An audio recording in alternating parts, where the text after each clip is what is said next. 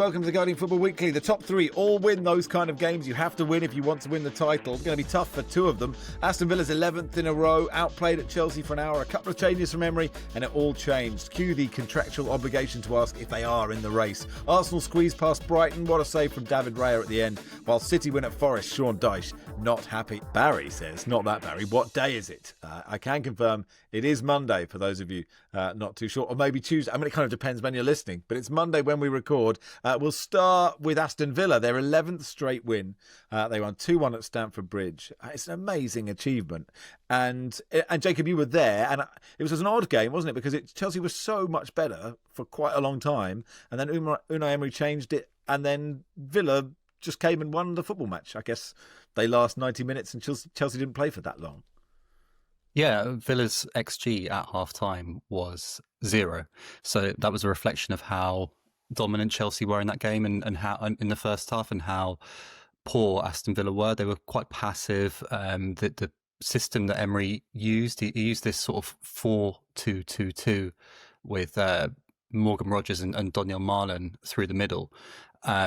And Ollie Watkins on the bench, which was a surprise to people who cover Aston Villa more closely than I do. And it just didn't really work. They also missed the physicality of Onana in midfield. They had these couple of early breaks where Rogers got through the middle, but there wasn't really enough support and he was closed down very quickly. It just looked like they didn't really have quite enough attacking wise to trouble Chelsea. And it was probably about as well as I've seen Chelsea play for about an hour, 55 minutes this season. Certainly at home in the league, they were aggressive, intense. There were a few chances, and then they get the goal that they fully deserved. And there's this period after that, certainly at the start of the second half, where they were really pummeling Villa, and even though Maresca was sitting behind us on the in the press box because he was serving this touchline ban, it looked like he had out-tacticked Unai Emery, and Emery had got it completely wrong,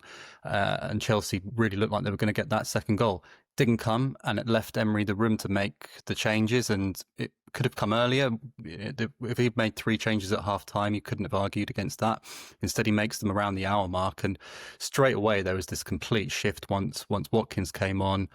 He moved Tielemans further through the middle, a bit higher.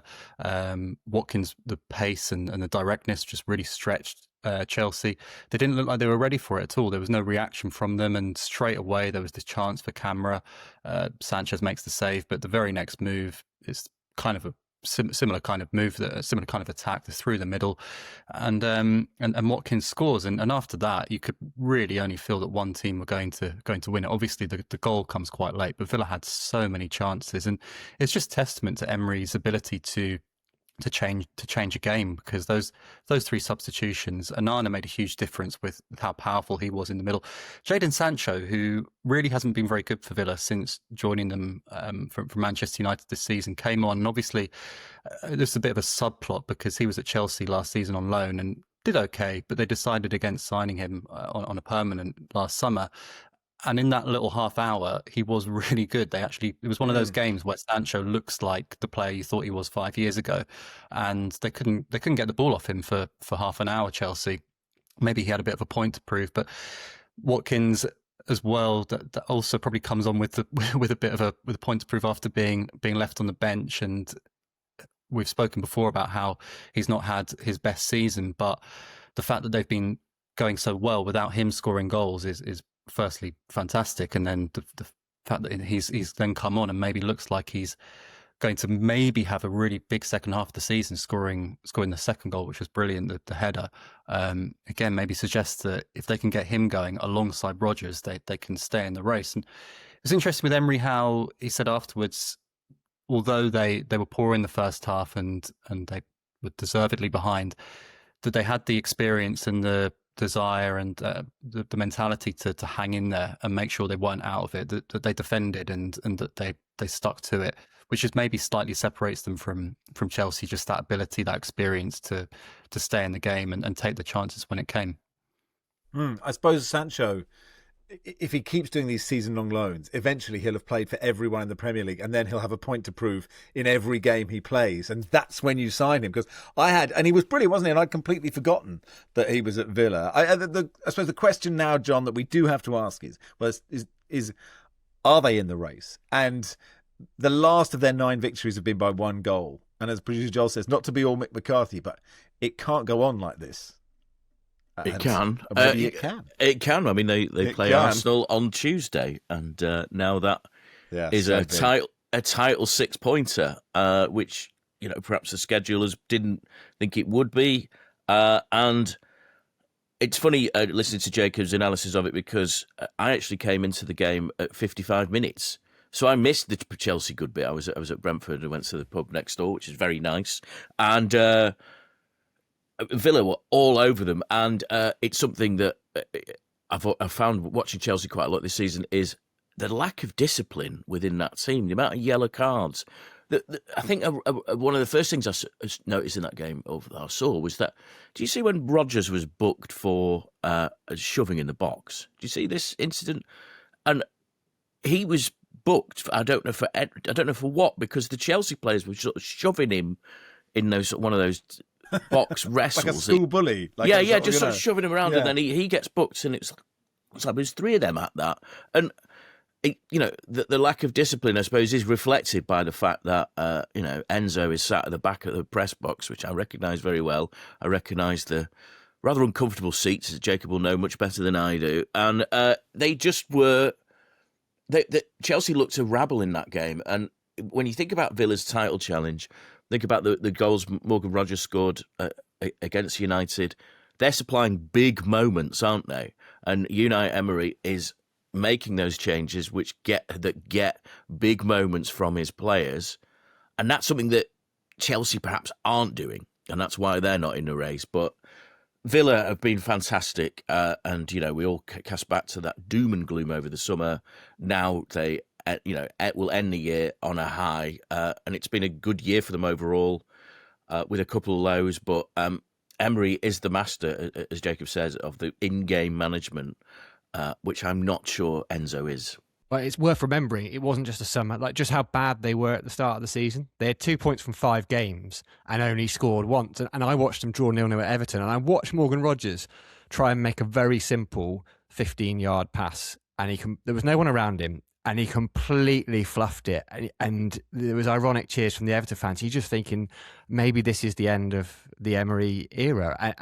And he has done a magnificent job, and it pains me to give Villa credit, but they've won 5 away games in a row, having come from behind. That's like the fans' dream, isn't it? As long as you know you're going to win, it's a bit like, well, I'd love to get promoted via the playoffs, as long as we know we're going to win at Wembley. And on Watkins, I was having a look at his career, right? He is a manager's dream. In 9.5 years since he's played his first full season with Exeter, he's only missed 13 games. There might be more talented, more exciting centre-forwards out there, but to be available and always willing, and then to score an average of 40.5 a season and provide goals, I think is magnificent. And they've won 12 from 13 in the league. I know Emery tried to shut down talk of a title race, but he didn't really get the question, did he? He said, well, if the season ends now, Arsenal win the league, but you're definitely in the race. Yeah. And yet, Jacob, I don't know. I reckon most people listening are like, they are in the race, but they're not going to win it. But I don't think they'll win it. I think it's still between Arsenal and Manchester City. The Villa fans were probably thinking back 2 years when they had that little similar kind of run under Emery 2 seasons ago, and they beat Arsenal and Manchester City, I think, in the space of 4 days at home, and they had a chance, I think, to go top around Christmas, and they drew with Sheffield United at home, and it slightly fizzled out, and it was still a fantastic season because they finished in the top 4 and qualified for the Champions League. But this time they've actually been able to push that a little bit further, and not immediately, as soon as the talk of the title begins, immediately drop off. So that's something that's different maybe this time.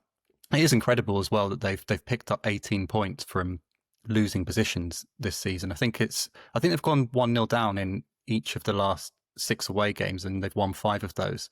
That takes them like the West Ham, the Spurs games. They were 2-0 down. So they were 2-0 down at Brighton and came back. So that mentality that he's speaking about is probably in evidence there.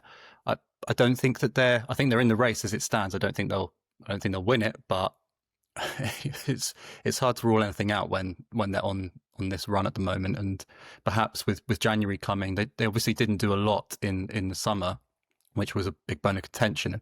Maybe there's a couple of things they can do during the window to make this even more plausible.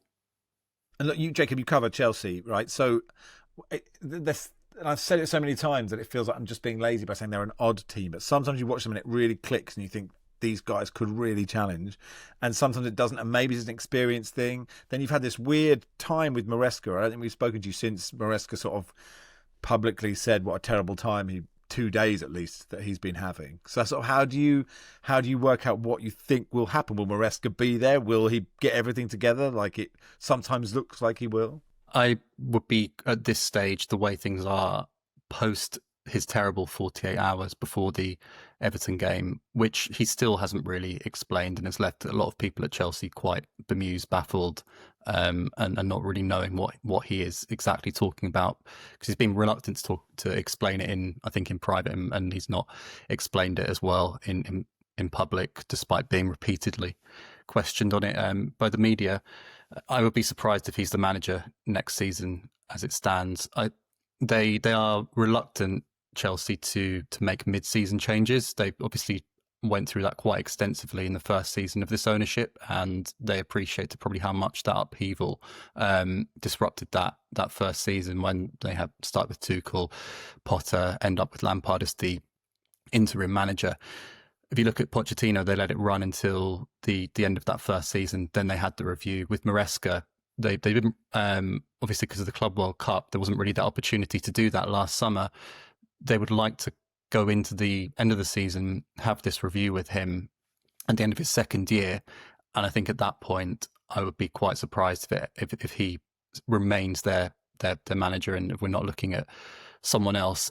I also think that there is the increasing possibility, the way that results have gone over the last few weeks, but not just the results, just this sense of a split between him and the hierarchy there, which never really ends, never looks like it's something that will end well, whether or not he does remain the manager. I think that probably I think they have enough probably in that squad, and I think he has the buy-in from the players as well to keep ticking along. They will qualify for the latter stages of the Champions League, whether that's going to be through the top 8 or they'll have to go through the playoff. We'll have to see. It probably looks like the latter at the moment. They're obviously in this semi-final against Arsenal in the Carabao Cup. FA Cup, we don't know how that's going to play out, but I would be very surprised as well if they're not in the top 4 come the end of the season. So I'm not sure the results will get bad enough for him to be sacked before the end of the season. But I don't think that can be entirely ruled out, because it's hard. It's just, as you say, there's such an odd team. It's hard to tell which way it goes. And in contrast to Villa, with the ability to win from losing positions, Chelsea have dropped, I think it's 13 points overall from winning positions this season. And that's 11 of those are at home. And that's from, that's Brighton game, Sunderland game, which they managed to lose. Now this one, is that the bench? Is that the mentality, the inability from him to manage these situations that ends up with him having these tactical and technical feedback sessions with the sporting directors that maybe he didn't appreciate too much after the Atalanta game. They're such a strange side, and that at times they really do look like they're going to challenge, and then at other times you think, are they even good enough to finish in the top 4? They're a baffling team. Worrying as well was probably that reaction from Cole Palmer when he got taken off. He really wasn't very happy. Maresca played it down afterwards, but I think that's maybe going to be one to watch as the season progresses. So the Emirates then, Arsenal 2, Brighton 1. I mean, John, I fear of the amount of times I say these are the sort of games you need to win the league. But, like it is, they all did it this weekend, didn't they? Yeah, and you need to win those games, and you need to ride out wobbles in matches, and I mentioned moments before, and this time the match winner was the goalkeeper, and that counts, you know, because I was thinking about this, and it's probably a little unfair. Who is the worst goalkeeper to have won a Premier League? Because good question. As in, like the starting goalkeeper, like who has been? I mean, because you run through them, you know, Schmeichel, Tim Flowers was an excellent goalkeeper, David Seaman.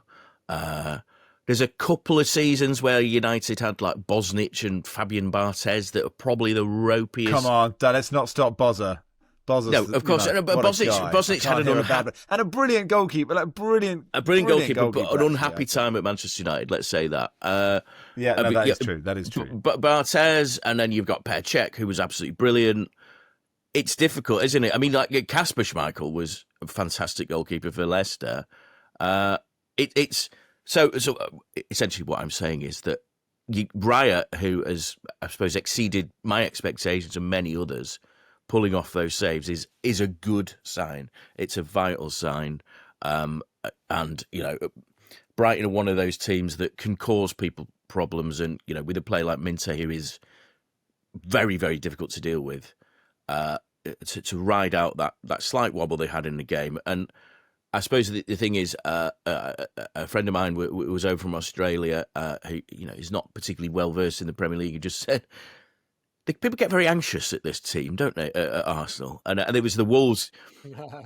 And it was the Wolves game, of course, which, you know, they won through those own goals. But she was taken with the how enraged and you know, on the edge of their seats people were, and it's going to be a tense season for Arsenal. They're fully capable of getting it done.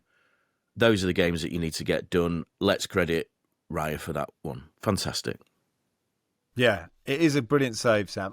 It was the first sort of moment where I was like, I made an involuntary noise because I just thought it's some save. And then I couldn't work out, a bit like John was saying, does every Premier League keeper save that? It just looks brilliant. Or is that utter brilliance? And like, you're not a goalkeeper either. So I don't know what I don't know if you have an answer. Well, you say that. I was drawing back. I was thinking about my time as goalkeeper for Churchingford under 16s. We were a side we got battered every week. So it was one of those, you could lose 7 or 8-0 and still be man of the match as the goalkeeper. Okay. And I think we went away to Minehead Town once and lost something like 8-1. Yeah, it was really tough, under lights, windy, by the sea. And afterwards, one of my teammates told a member of the opposition coach that I was actually on trial at Manchester United, and he believed him. Yes. And that's probably my career highlight. So I could quite believe that. I was like, yes. I think it was a speed. Actually, if you look at it, is it the reverse angle? You see how little reaction time is. And often, again, from my technical expertise as a goalkeeper, often goalkeepers go top hand. So to the right, they'd go left. He actually went right-handed, which maybe saved him a fraction of a second. So what I'm saying is, from a technical goalkeeping analysis, it was a wonderful save. Does every goalkeeper in the Premier League make it?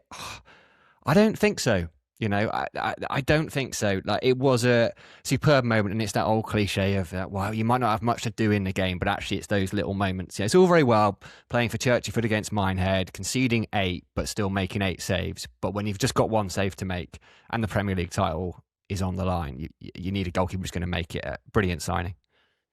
Yeah, and Odegaard scored one of those goals that he used to score every week about 2 or 3 years ago. And okay, look, it's another set piece. It's a bit frustrating, I think, for Brighton to concede that own goal from Ruter. But I suppose you have to credit Arsenal, Jacob, in the sense that they do have a lot of injury problems. And like, if this is their blip and they're still winning, which is another cliche alert, then that is good.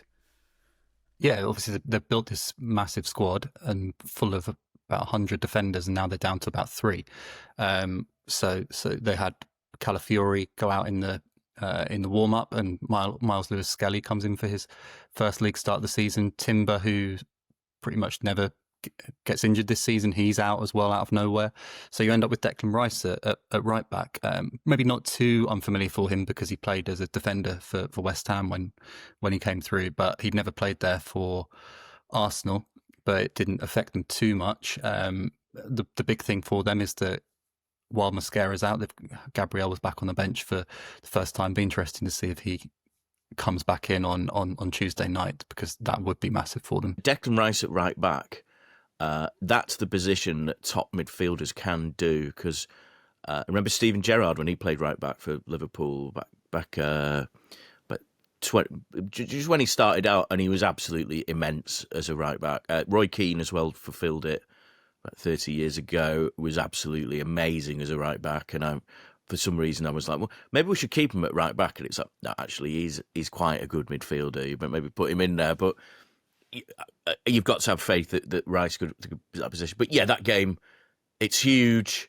I didn't realise until last night that I will be there, and I think it's going to be tense at the Emirates. There's going to be a lot of and Villa are good away, aren't they? And good on the break. And Ollie Watkins, who was linked to Arsenal, I think back in January, they considered making a move for him, something to prove. That's. I mean, I am not going to dismiss Villa's chances of the title. Jacob mentioned XG at the start. They're outperforming XG, aren't they, to a ridiculous level? Sort of shades of Leicester type of thing. Leicester 15-16. Though the chatting to Wilson, he is of the view that in this era of set pieces and throw-ins and all that XG is not quite the measure it used to be. So maybe that's it. Villa are the team of the future. The XG people are very unhappy, I think, with them scoring so many long-range goals. But I guess maybe that's also a function of them playing against deeper defences, and you're going to have more shots from outside the area. And if you've got people like Rodgers and Tielemans, maybe they're going to end up in the top corner. I like the idea that XG people are angry and they're going to release a statement going, Aston Villa have got to start underperforming their XG. This is not good enough. You have to fit the stats. You can't. These stats are too important. Crisis at XG Towers as Morgan Rogers hammers in another one at 25 yards, and they have to have a meeting about it. Get everyone in. Any ideas, Dave at the back? Any ideas? Let's go to the City grounds. Man City won 2-1. 2 points behind Arsenal after 18 games. They've won 5 on the spin. Really good game this, I thought, Sam. And I thought Forest were really good in this and perhaps unlucky not to come away with something. Yeah, I enjoyed watching it completely. I enjoyed their goal in particular. It was so easy, like it was so difficult, but yet so easy. It was the kind of goal that you might expect to see a Premier League side playing at home to a League Two side in the FA Cup, where there's no sort of magic and they just score goals on demand. Like, it was a lovely move. Reinders takes a bad touch on the edge of the area, and Morgan Gibbs-White nicks it away, does those couple of step overs, and suddenly Forest are away, and it's just a quick counter attack, and the space at the back post that Hutchinson is left with. I'm glad that Hutchinson gets his goal. He's one of those big money signing young English player in the summer. Didn't quite start like Forest really needed him to, having lost Alanga on that right hand side of midfield. But yeah, it was a beautiful goal. I love, like, you could see Guardiola was just like, how have we conceded that? I've talked about him loads. Elliot Anderson was brilliant. He plays one Gerrard-esque pass across the field from left to right to Hutchinson, where you go, oh, there's definitely shades of there. So Forest, okay, they're still hovering a little bit above the relegation zone. There is a gap there, but they're starting to find their feet in a bit of identity under Dyche. And maybe is Ruben Diaz a little bit lucky not to get a second yellow? Does that change it, flip it in Forest's favour a little bit? I think it probably does. Interesting with the goalkeeping situation as well. Matt Sells was so brilliant for Forest last year, but actually Victor, one of the free signings they got over from Brazil, is keeping him out of the side, and I thought he had a decent game. He makes a very good save at his near post from Cherky, where he tips it on to the post. So yeah, in answer to your very simple question, yes, Forest were a bit unlucky. John, you are a huge admirer of Pep's so good moments, and he was unreal, so good form. Sean Dyche is so good. He has a team with huge personality. It's so difficult to break. Igor Jesus won all the duels. Gibbs White is brilliant. Anderson's brilliant. And then Pep Linders is so good. Maybe I'm just the assistant. And maybe he's like a really generous, giving guy. But I always feel like I just don't buy it. I think he thinks he's the best, but maybe that's unfair of me. What are you suggesting, Max? That he's genuflecting towards the cult of Pep. We'll miss his patronising when it's gone, won't we? Yeah, we will. From the days of when Eddie Howe was an up and coming manager at Bournemouth, where the way they play is so good, and they'd win 4-0, and he is so good at it. And but the thing is, he does share. He spares an extra special so good for the real football man. Your Warnocks, your Sean Dyche obviously is the descendant of the Allardyce, Pulis, Warnock school, isn't he? And of course, it's like he feels that he's among stout English yeomen and really wants to show that he's among these people. And the Linders thing's interesting, isn't it? Because he obviously shared that. I think I've compared it before to remember. Here's one for the kids. Roy Barraclough and Les Dawson relationship they had with Juanma Lillo. That sort of like, I know, yeah, sort of, the snug of the rover to return, but slightly more formal relationship with Pep and Linders. A bit more, but he did blow smoke right up him. I like this guy. Working with Jurgen as well, and of course, as I said, we'll miss him. He is patronised just about everybody in the league, and it's very different from the days when managers were openly hostile to each other. And this is just a different type of hostile, isn't it? It's the other way around. Yeah, what was that clip that was just, I mean, you must have seen it, it's doing the rounds, where Jimmy Hill is in between, is it Malcolm Allison and Alan Mullery, yeah. And basically, Malcolm Allison just said, I think you're not very good. I think they have a long chat about whether he's good or not. It's like an absolutely brilliant clip from the 70s. It's a man-to-man chat, and they were in the way that things used to be, and, that's how it's done. Now, listen, do you know what? I actually think Pep probably does mean what he says when he's saying it. Yeah. But, that's just how he is. And I suppose one thing about Pep, we should say this, is that he has enjoyed English football, He's not come here and just sort of said, "Oh, right, yeah, that was easy. I've just smashed you all and see you later." He seems to like being in the muck and nettles of English football. It appears to be what Jose Mourinho used to call it, his natural habitat. And I think that's the same for Pep. He gets the buzz, doesn't he? You can see that. It's worth giving Cherky some credit. Lovely little ball for Riders. And, good winner as well. There's controversy over the winner, whether O'Reilly fouled Gibbs-White or Gibbs-White fouled O'Reilly. Before the game, tributes were paid to John Robertson, complete club legend, who passed away at the age of 72 last week. Scored the only goal when Nottingham Forest retained the European Cup by beating Hamburg in 1980. He put in the cross from which Trevor Francis headed home the previous season against Malmo.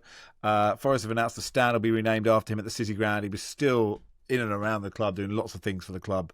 I met him once. He was a delightful guy. Ewan Murray wrote a brilliant tribute. We'll put a link to in the show notes.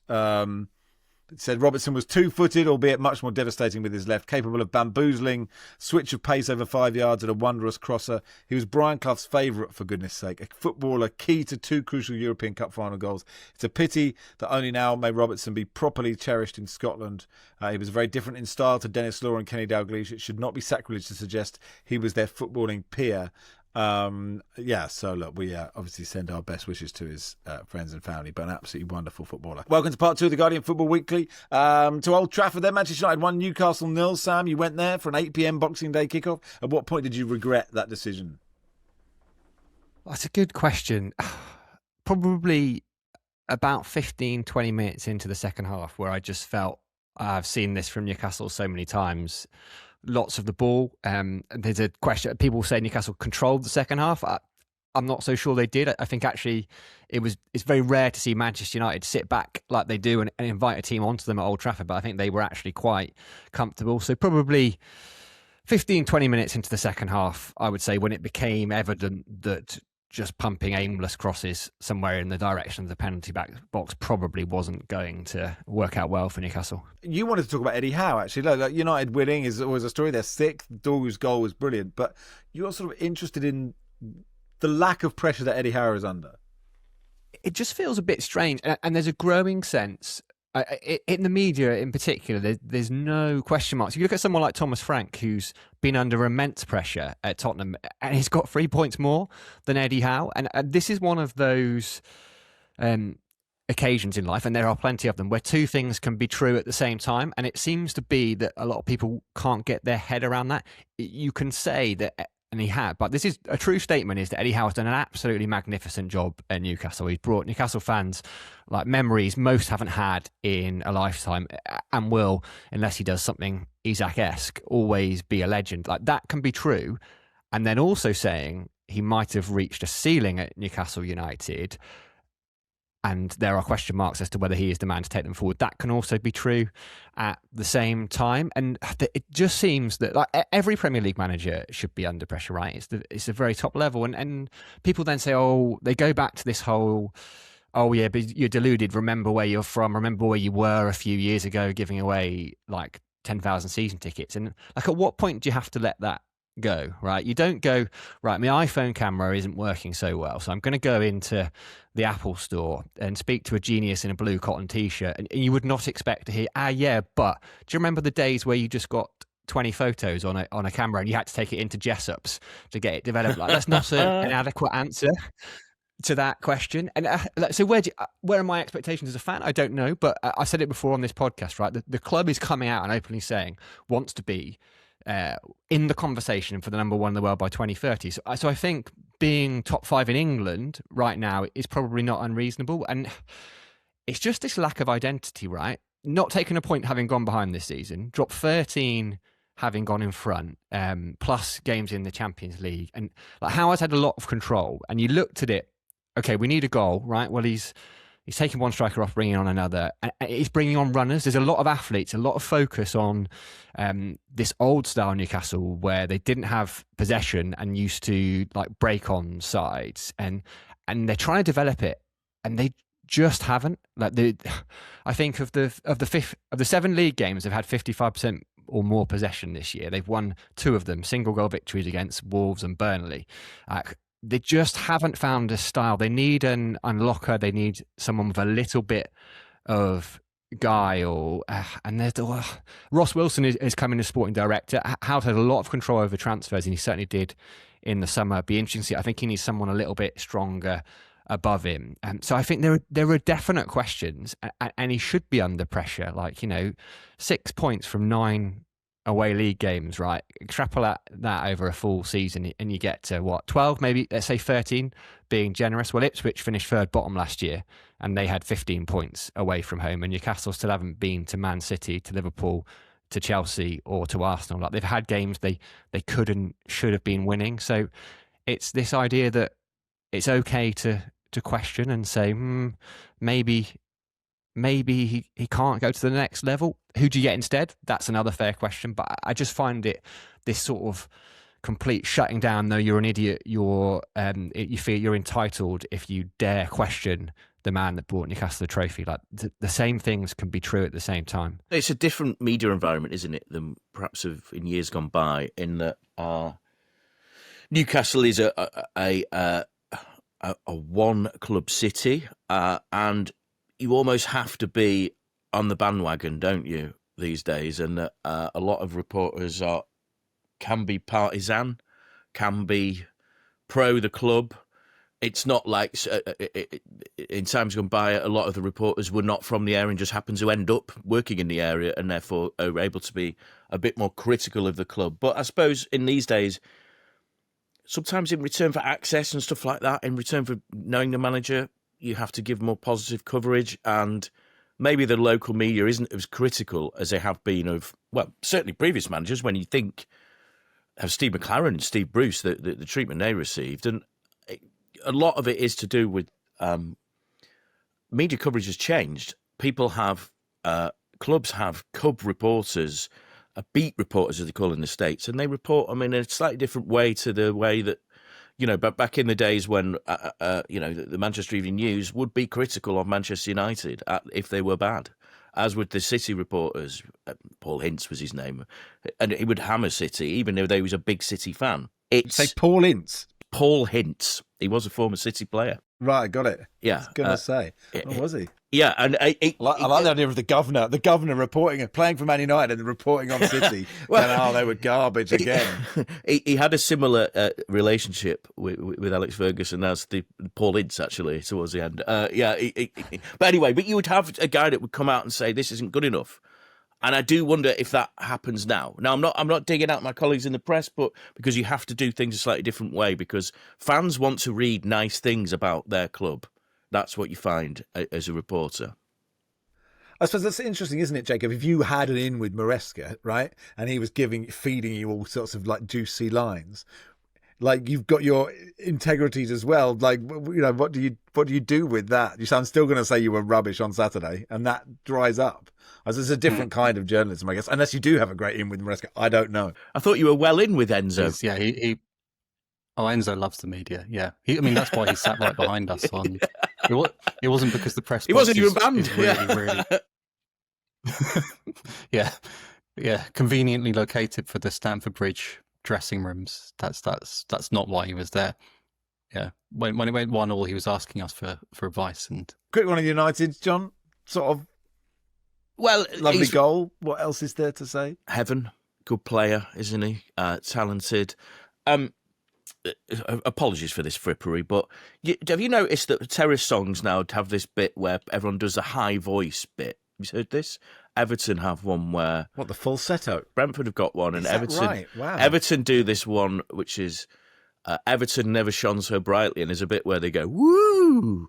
Now, I was thinking the ultimate high voice would be to do the Bee Gees' Too Much Heaven, which is, if you listen back to it, it is incredibly high vocals. I would love to hear the Stretford End attempt Too Much Heaven. Danny Baker used to get people to ring up to sing Life on Mars, and it obviously gets higher and higher. It's and higher. really hard. So it doesn't matter wherever they start the caller. Eventually, they will just not be able to do it, doesn't it? Wherever you pitch it at the start, it's just da da da da da da da. Anyway, well done to Manchester United. Yes. Liverpool won 2-1 against Wolves. Not a convincing win. A really emotional day, obviously, because of the connection with Diogo Jota to Wolves and to Liverpool. And for his kids to walk out on the pitch, they're incredibly young, but I don't know, it just really hits you, doesn't it? And I thought both those clubs have, since that tragedy, done everything that they possibly could, and they did this incredibly well. And, we should never forget that happened.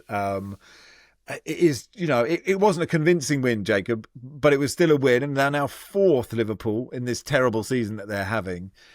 Well, I guess it's only Wolves who looked okay for only having 2 points.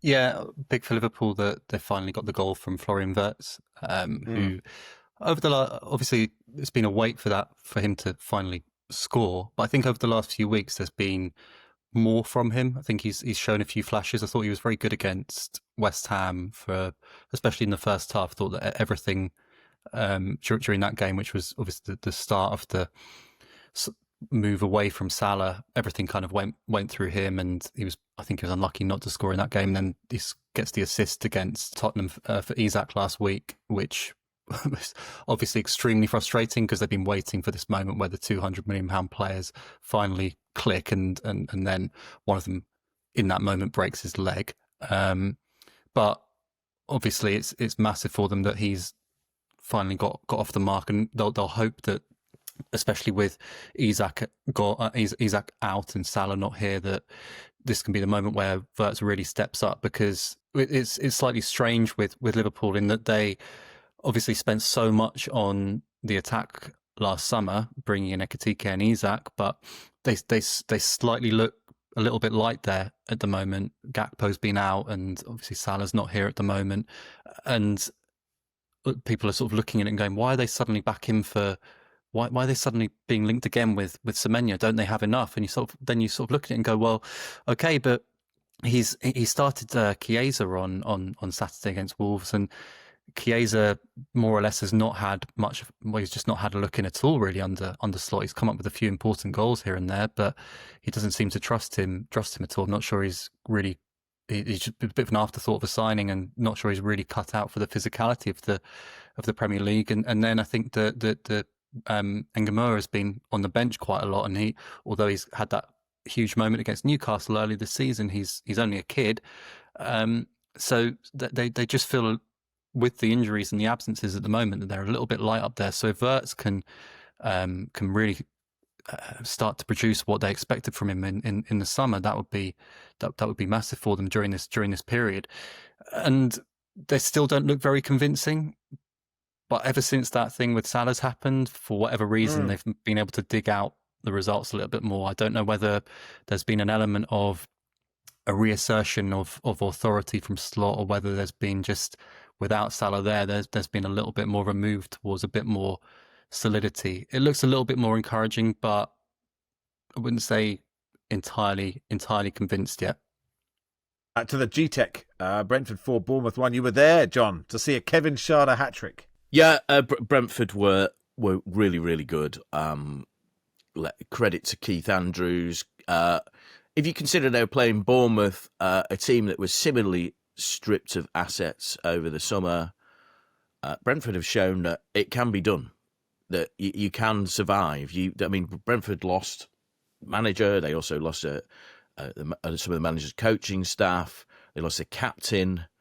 And yet they're flourishing. They're 2 points above where they were this time last year, when everyone was talking about Thomas Frank getting the top jobs around, which eventually he did get one of them. And as good as Schade was, and on his day, he is so quick and a decent finisher, though it isn't always his day. This is the season of the big striker, isn't it? We spent that summer, everyone chasing the big strikers. Thiago, what a find he was. I mean, he ran Bournemouth ragged. They had no answer to him. Diakite and Sinesi had an absolute nightmare with him and Schade. And yeah, we're going into the transfer window. Brentford don't need to sell, but there will be a few teams that would have thought, where did they find him? Can we get him? Because he is an excellent, excellent player. And all credit to Brentford's continued success. Absolutely excellent. Bournemouth, you begin to worry. They do go through these spotty spells, but it's been going on a while. And in the press conference after, Andoni Iraola said, well, the big problem is that we turned up 45 minutes late. And everyone was thinking, and I was thinking, but I saw the bus arrive. I was here, and it got here at 1:30. And then I thought, oh, right, he's actually talking about the game and he missed the first half. But yeah, well done, Brentford. Worry about Bournemouth. I think they'll be okay, of course. Though someone did point out that they are were 33-1 to be relegated. And, obviously certain teams, one of whom Jacob knows all about, may save them. But it's not been a happy season. The flavour of the month can soon lose its taste, can't it? That's the thing. Well, it can, but I guess just because the league is so... Chelsea have 29 points and Bournemouth have in 5th, and Bournemouth have 22 in 15th. Yeah, exactly. So you just need to get... If you win a couple and suddenly Iraola's brilliant again. My favourite goal was actually the own goal that Thiago caused, but really, really good fun, wasn't it? That was great to see that in the best league in the world, bouncing off anybody who was close. It was total joy. It was difficult to describe. That was the thing. It was like it came off him and then him and then him again, and then you just thought, it was just a farce. You watch it. Watch it rather than read me. That's probably the best way to describe it. Be a good way to do your match reports at the G-Tech, John Brewin. Don't read this. Just soon newspapers will have the highlights, won't they? You'll open the paper and the highlights will just be there. It'll just be a QR code, and that's all you'll need to do. All right, that'll do for part 2. We'll do the other games in part 3. Welcome to part 3 of the Guardian Football Weekly. At Stadium of Light, Sunderland 1, Leeds 1. I thought, Sam, this was a really good, really interesting game. Really fun. 2 really lovely goals, actually. The one, that pass from Xhaka, is brilliant. And then the Leeds goal, this flowing team move. I enjoyed all of it. Yeah, fun, I think, is the right word. It was end-to-end, 2 sides. Yeah, enjoying themselves and playing with a bit of freedom. And the Xhaka, I mean, again, pains me to say it, like if he's not signing of the summer or well up there, I mean, that pass, he does have a little look and then just plays this reverse pass. And actually, he doesn't put it on a plate, though, for Dinker, it's still a very good finish. And, he was left out of the Ivory Coast squad. And so maybe has a bit between his teeth. And there's something to say. I mean, Barry was saying that he was looking forward to people getting their chances. Like Chris Rigg played. I enjoyed young Chris Rigg they've talked about. I enjoyed on commentary. I can't remember who the commentator was, but he had Michael Bridges alongside him. He said something like, Chris Rigg is the youngest Sunderland player to have played 10 first team games, started 10 first team games before the age of 19. Who do you think the other one is? And Bridges pauses for ages. And then I can't remember, I think he said Mickey Gray or someone like that. And the commentator said, no, it's the man sat next to me. And I just, okay. I love the fact that players are so out of tune. And actually, I think he'd started something like 20. So the fact he'd forgotten that was just endearing. So that was lovely. I felt a bit for Joe Rodon, who they had 2 goes at him, didn't they, Sunderland? Ankle. I feel for his ankle. You see it turn. And I think he'll regret. So he did an interview in the week. Norman Hunter had started 113 league games in a row for Leeds between 62, 65. And I know the player doesn't drive the narrative, right? It's the journalist picking the angle. But I think that was Rodon's 104th start. And the piece was all about how he was chasing that Norman Hunter record. Maybe he'll recover for that. And then the Leeds goal, I mean, everyone gets a touch. It was like Bielsa-esque Leeds, wasn't it? It was one end to the other. Everyone gets a touch. And actually, Dominic Calvert-Lewin, what's he got? 7 in 6 now or something. He's the top English scorer for the Premier League. And naturally, it's all, can he make the World Cup squad? And maybe he can. Yeah, and all his goals in a straight line, which they showed on Match of the Day, which I really enjoyed. And actually, all these goals within the frame of the goal, which is, where you want your centre forward to be. The first Leeds player to score in 6 games in a row in the top flight for 65 years. On the radio yesterday, the reporter he did say that, but it sounded like it was, if he said if Dominic Calvert-Lewin scores, it'll be the first time he's scored for 6 games in a row in the top flight for 65 years. I thought, God, he's been playing a long time, Calvert-Lewin, to be doing that. But maybe he's got a chance. But Farke changed something. He sort of went back to his, he was playing 3-5-2, went back to 4-3-3 when Rodon got injured. And, he's doing really well, Daniel Farke, considering they were thinking about getting rid of him when they got up. And it's worth saying credit to Sunderland because all their players are at AFCON. So, this, and they lost Dan Ballard as well. Fulham on 1-0 at West Ham. Jacob, I mean, you could, brackets, will get relegated. It's looking bleak at the moment, isn't it? Yeah, they had, I've spent a lot of the last few weeks comparing the previous relegation seasons and looking back thinking, was it this hopeless at this point when they went down in 2002? As in, you're comparing other West Ham relegations. What a fun thing to do. Yeah. So they had more points at this stage under Avram Grant in 2010, which was due to a Boxing Day win over Fulham, which in the end didn't help them. They had 16 points at that stage of that season when they finished bottom of the Premier League. This time they've got 13 points. So it feels somehow even bleaker than it was under Avram, which is some going. But someone close to the club yesterday was saying to me, well, yeah, this is 3 or 4 years in the making, and it's hard to disagree with that. It's just a long period of poor investment in the squad. It's not been due to a lack of investment. They've spent extremely badly. They've put the wrong people in charge in certain situations. So you go back to Tim Steigton as his ill-fated stint as technical director towards the end of the Moyes era, taking in the Lopetegui era as well. A lot of money wasted by Tim. Had some lovely photos on social media of him with his signings triumphantly on private jets, but none of those signings have turned out to be any use at all. So some great PR, but not actually turned out to be anything on the pitch. They've been signed at such a expense and for certain players on such level of wages that they're really difficult to shift. So that hurt them in the summer, where the way for them to bring in money was not to sell people like Fulkrug or Alvarez or Guilherme, who's this kid from Brazil they spent 25 million on in 2024, but was to sell Kudus to Tottenham. Now, Kudus had a certain problem at West Ham in that he wanted to play in the same position as West Ham's best player, Jarrod Bowen, and so tactically was he the right fit for them? Maybe not, but he was one of their best players, and they weren't really able to replace him adequately last summer. The recruitment last summer was again pretty poor. You had Kyle McCauley, who was brought in by Graham Potter, yet another head of recruitment who was brought in by the manager, which is a recurring theme under this ownership, and they never seem to learn. Graham Potter gets sacked, McCauley leaves two seconds later, which is not the way that these things are meant to work. It's not meant to be that the recruitment guy goes with the manager. It should surely be that the director of football, the technical director, is somehow removed and is challenging the manager and is looking for the next guy.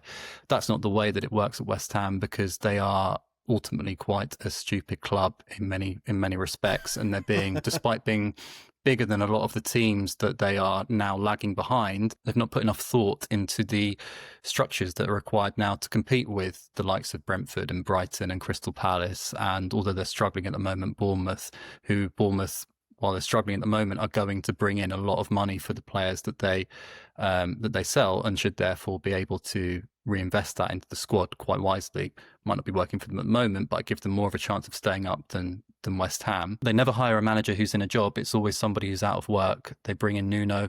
There was a bit of a surge, if you can call it that, in November, where they got wins in games that I don't think they played that well in, and they got some lucky goals in those games against Newcastle and Burnley. It looked like there was a bit more fight in the Brighton and United away games, where they got the draws and should have beaten Brighton, and it was obviously a VAR decision that goes against them. But he's got 7 defeats from 13 games. There's been no real uplift at all from this guy. I don't really get the sense that he's watching from afar. I've never really had the sense that he's that thrilled to be there. He's not got much of his backroom staff from Forest, which I think isn't helping him. I wonder if he was right to take this job so soon after it ended so badly at Forest, whether he should have taken some time out. Instead, he's come into a situation where he's got a squad that's pretty poor. And I don't think that the players are thrilled by him. I don't think that the mood at the place is fantastic. Losing to Fulham at home around Christmas, to me, just screams relegation. That's nothing against Fulham. It's just the kind of game that you need to be winning if you're going to get out of it. I feel like, if anything, it's been a good therapy session for you, Jacob, the last, I think, I'm going to say half an hour. I don't know how long it was. They play Brighton. They play Brighton tomorrow. They play Brighton at home tomorrow, and they've not beaten Brighton at home not beaten Brighton since Brighton came up, and that included a long spell of Chris Hughton's Brighton. So, yeah, right. Well, good luck. Spurs 1-1 at Palace. John, you were on the minute by minute. You have my sympathies. Palace were better. Spurs scored one, and Richarlison, or as producer Joel says, Richarlison off. By the second offside one, I was like, oh no, there's no way Spurs are holding on to this, but they somehow did, and God, Frank needed this. He did need that. Kevin Danso, you'd have to say, was the best player for Tottenham in that game. Played very, very well. Which shows you the defence was key to that. Palace couldn't really put it together, couldn't really create decent enough chances.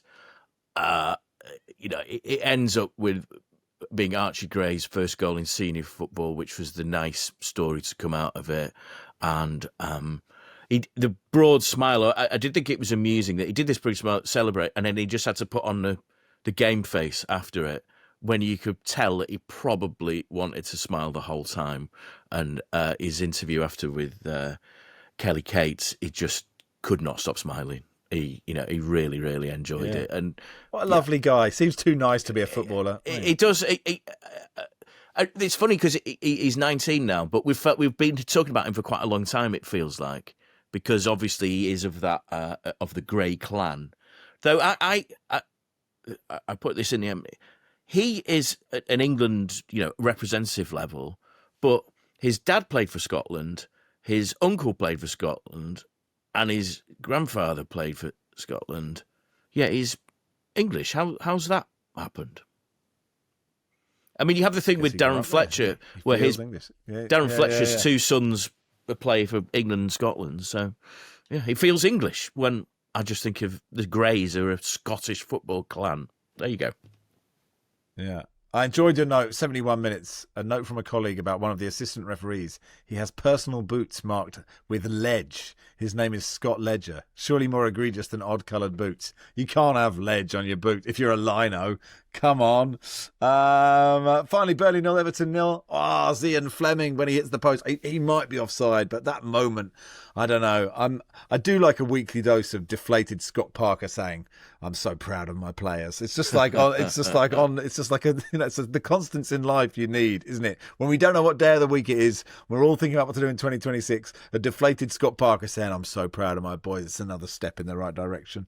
Look, almost out of time. Wilfred Nancy watch. Hearts lost the Edinburgh Derby. Celtic won. He's just 3 points off the top for Mr. Venn Diagram Man. I'd love him to win the league now after all that.